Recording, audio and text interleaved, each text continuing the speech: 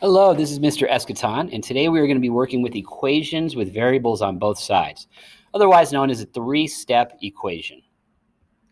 So here we have an equation. As you can see, we have variables on both sides. We have an 11x on the left of the equal sign, and we have a 2x on the right of the equal sign. What we need to do is we need to get those and combine them. Easiest way to do this is with the method I like to call circles and squares.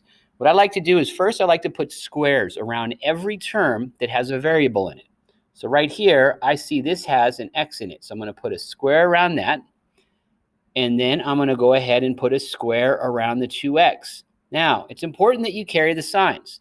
So now I'm going to take and I'm going to put a circle around everything that doesn't have a variable in it. So right here, this 4, this negative 4, I'm going to put a circle around that. Now, again, you want to make sure that you also circle the sign that's on the left, because that tells you whether or not that term is positive or negative. Over here, this 14, I'm going to circle this, and I'm also going to circle the sign on the left. The reason that we do that is because eventually what we want to do is we want to get everything that has squares on one side of the equal sign and everything that has circles on the other side of the equal signs. If we do that, we can combine like terms. So I've got a choice here. I can do one of two things. I can either take this 2x and subtract it from both sides, or I can take the 11x and subtract it from both sides.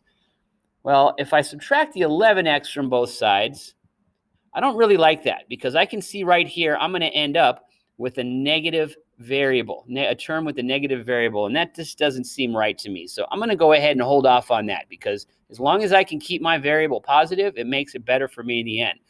What if I subtract 2x from both sides? There we go. That's a little bit easier now, because I know if I take 11x minus 2x, I get a positive 9x.